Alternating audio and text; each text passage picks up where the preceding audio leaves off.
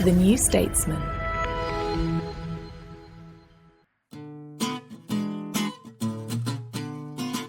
Hi, I'm Anoosh. I'm Harry. And on today's episode of the New Statesman podcast, we discuss Jeremy Hunt junking the entire mini-budget, and you ask us, can the Tories really get away with switching leader again without calling for an election?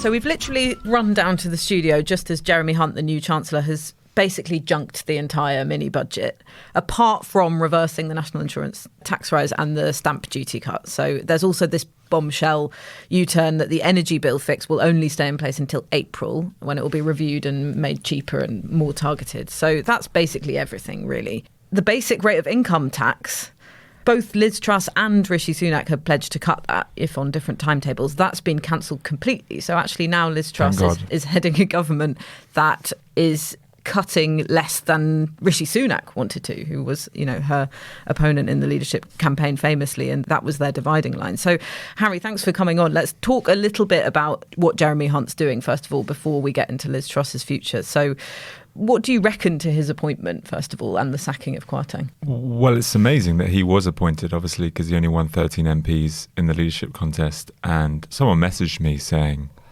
Hunt, on Friday, can they save Truss? And I was sort of scornful. And I still don't think he can save Truss, but he's certainly saving himself. I mean, he's doing very well. And he's now very much in the conversation of caretaker PM. It was an interesting choice by Truss. I thought in some ways she would have chosen to double down and pick someone like Kemi Badenoch and say, not only is income tax going to 19p, it's now going to 15p. But, if I'm going to go down, I'm going to go down swinging. But instead, she picked Hunt, but I really think that was the death knell of her government at that point. I think the story's moved on. I mean, it's not going to surprise anyone that I'm saying Liz Truss is done.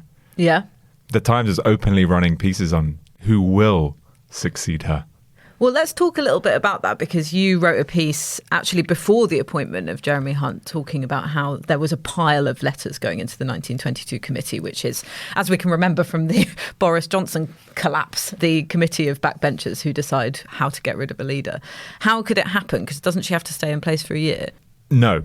Mm-hmm. Short answer. There are no rules. The rules are just whatever the 1922 decide. And as people would always emphasise to me during the Johnson saga, when a majority of Tory MPs want something to happen, it will happen. Okay. Where there's a will, there's a way, basically. Yeah, absolutely. And as I say, someone well-sourced tells me that there was already a pile of letters. And I said, is the pile a tower?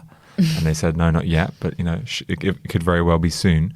And at that time, we were saying, by December. But I think it'd be amazing if there wasn't clamour this week or next to get rid of her. But can I just quickly go back to Hunt? There's two things I think we should emphasise about his statement today and why he made it. One is, the OBR forecast is still being finalised. This is a point Torsten Bell at the Resolution Foundation made. The forecast is still being finalised.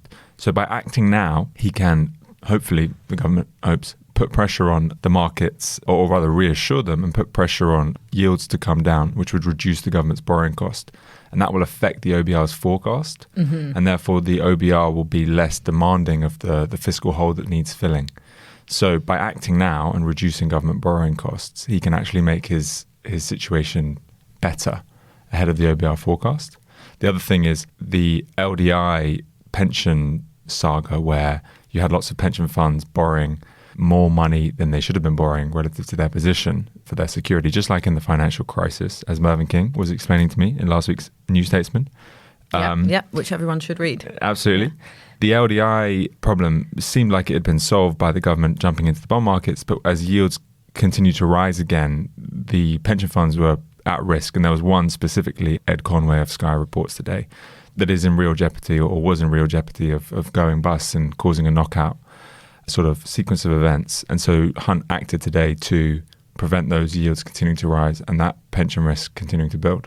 Right, okay. So there's two sort of underlying reasons as to why this statement happened now. And do we have any idea of how the markets are responding to this intervention by Hunt today? So the yields started falling this morning from about 4.8% to 4.5%. And then since his statement, they've now fallen down to 4.4%. So, still pretty high, still pretty elevated, but they're going in the right direction. And they're sort of approaching the level that they were at before the recent rise last week, where they started spiraling back up to 5%. And I think that's when people get into jeopardy, the pension funds get into jeopardy.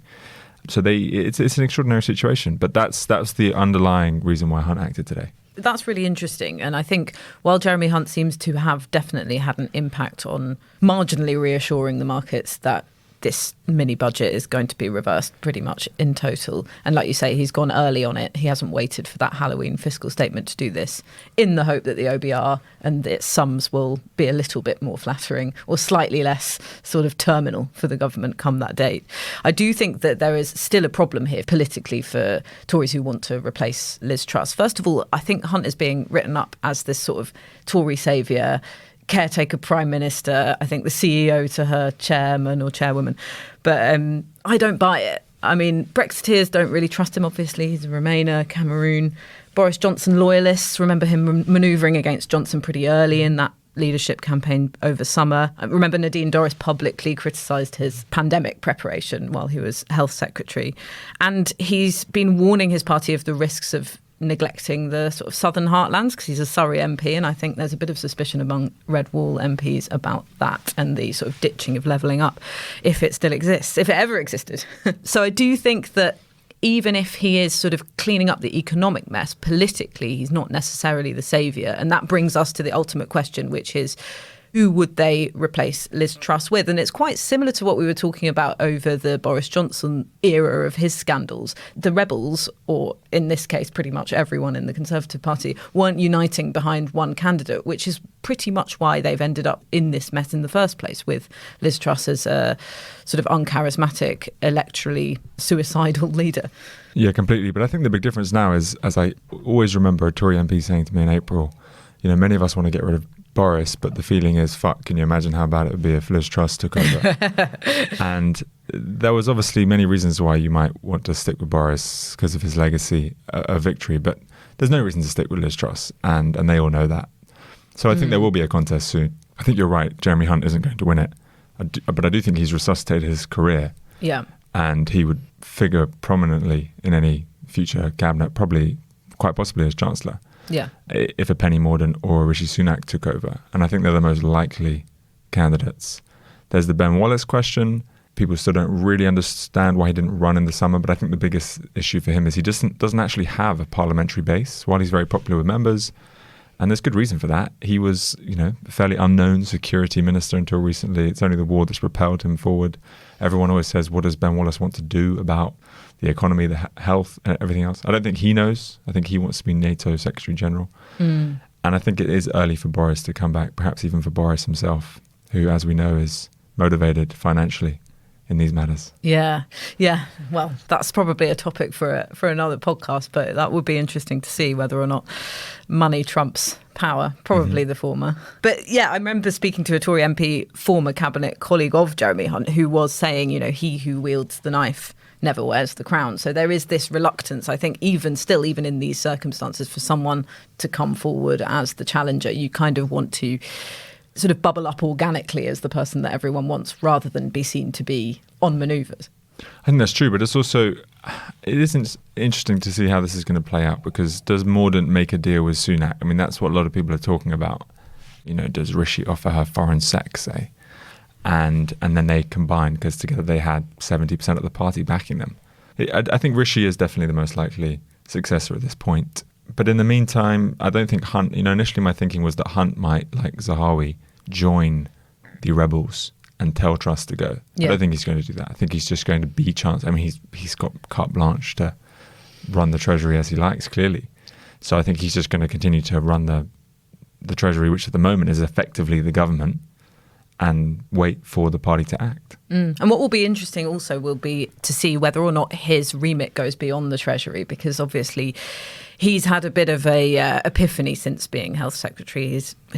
In his period as chair of the Health Select Committee, about how deep the cuts were, especially in social care. To me, he called them a silent killer. And obviously he hasn't reversed that national insurance cut. And there's rumours that, that the NHS budget will also be up for cutting.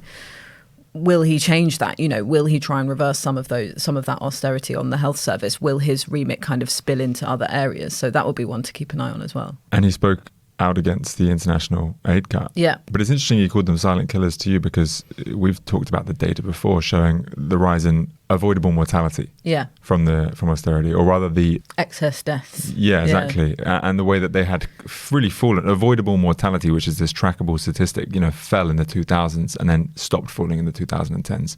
So relative to trend, there were a lot of people that died that maybe, shouldn't have, couldn't have under a different system. But just to go back to Truss quickly, I think it is impossible for her to survive, partly because every single public appearance she makes is a disaster. And it will be bad today when she speaks in front of the Commons. I mean, it's been bad when the party has nominally been hers. When we see her later, it will be very clear that it's not. And I can't imagine she's going to rise to the occasion. So I think, on Friday when she did her press conference, it was a disaster. And it was always clear, I think, from the very first day she spoke outside Number 10 and had nothing to say, that public appearances were going to be a net negative. And this is why I don't think Truss can survive, because there's nothing she can do, given her skill set, to revive the situation. What do you think? Well, yeah, I mean, I never really bought it. Do you remember when she did that first leadership debate and it wasn't very good and everyone said, oh, she's quite wooden, the right of the party feel very nervous about this because they'd kind of put her in that position. And then everyone said that the commentariat concluded that she'd improved vastly in the second debate. I didn't really buy that. The only reason she came across better was because Rishi Sunak was cutting across her, interrupting her, and was being accused of mansplaining, which, was probably fair. But I don't think her performance was particularly improved. And I think this has always been her problem. She doesn't seem particularly good at thinking on her feet. You could see it when those protesters Yeah, well, we know your thoughts on Liz Truss from your last appearance on this podcast, Harry. Hopefully she won't be PM for longer so I can stop this campaign. But just to go back to that first debate, I just find it the most incredible stat that 97% of the public said one of the other four were better than Liz Truss at that debate. Yeah. And they picked Truss. Yeah. I mean, I was going on about Kemi Badenoch in the summer, who would have been far too green to be PM. But I couldn't understand why the Tory right didn't switch to her, given how close that contest was.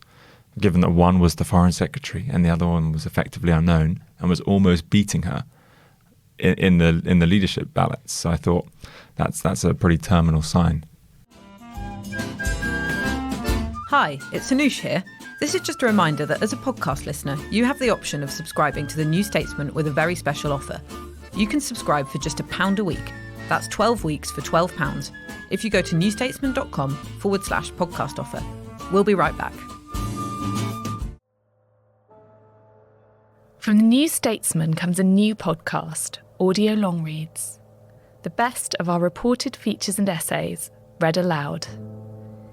Featuring writing from our authors, including Edward Docks on the death of Boris the Clown. When did the booing start? He was never exactly sure. A Year Inside GB News with Stuart McGurk. One presenter told me that producers had taken to booking their own parents. May Robson on why women's football is the more beautiful game. Like most of the England squad, the Euro 2022 captain Leah Williamson can't afford not to have a plan B. Ease into the weekend with our audio long reads published every Saturday morning. Just search Audio Long Reads from the New Statesman wherever you get your podcasts.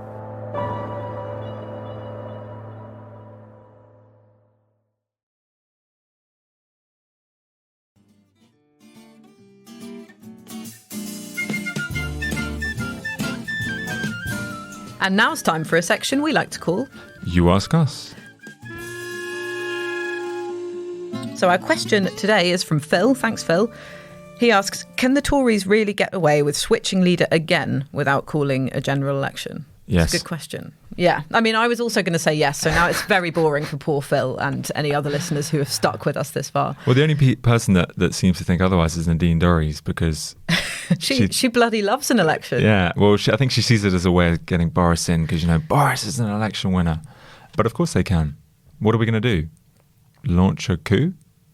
In a way, I actually think that changing leader makes it less necessary to have an election because they aren't, well, if this new leader, whoever comes in, sticks to Jeremy Hunt's new plan for the economy, which is very likely because this is the whole reason this has happened in the first place, then they are executing an economic policy that is far more similar to what people voted for in the 2019 election than the kind of radical new direction that Liz Truss and Kwasi Kwarteng wanted to go in, which didn't have a mandate at all, really. So in a way, if you're talking just in terms of legitimacy, I think there would be more of a legitimacy to follow this path without an election than there was for what Liz Truss was originally proposing. I completely agree. It's also the budget that the Labour Party would essentially support. They might do some other things differently, but they backed the national insurance cut. Ironically, they actually backed the income tax cut. Yeah, they did. So now they are more of a tax cutting. But apart from the windfall tax and the other taxes. Right, but I mean the income tax thing, I think it's a good expose of the Labour Party's fair weather tax policy. I don't think they should have backed the 19p income tax cut. You can't believe in a stronger state and then back that cut, and they won't back it now. Yeah. So you're just playing politics. And I mean, I get it, but I'm not a fan. Yeah. Stand up and say it should be 21p. Because it should be.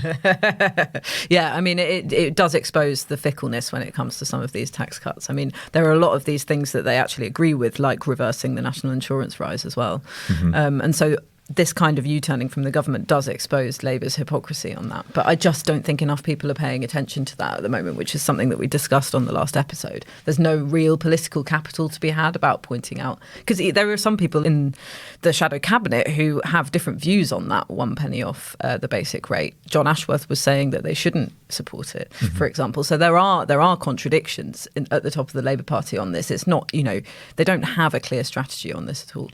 I think one other one, you mentioned it, to look out for is the windfall tax, because there's always been a sort of hidden windfall tax that they kept in place that was raising, I think, about 28 billion over the next few years.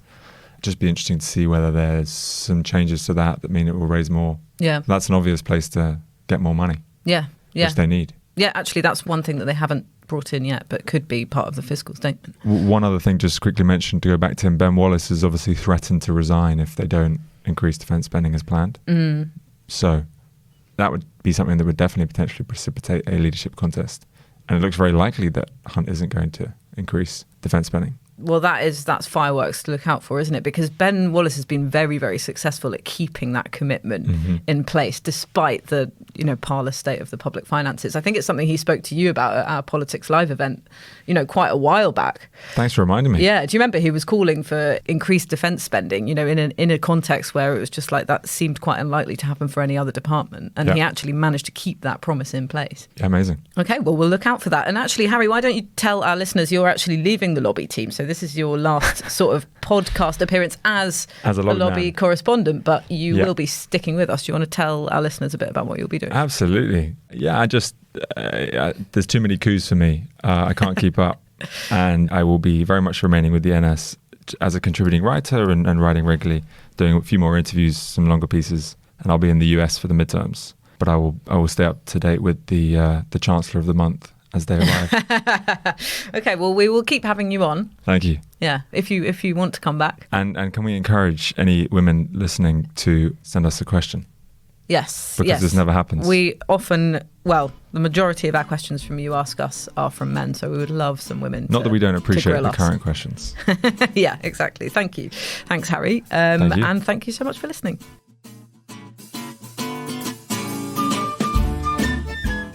You've been listening to the New Statesman podcast with me, Anoosh Chakelian, and my colleague Harry Lambert. We're produced by May Robson, and our music is Devil with the Devil, licensed under Creative Commons. Thanks so much for listening.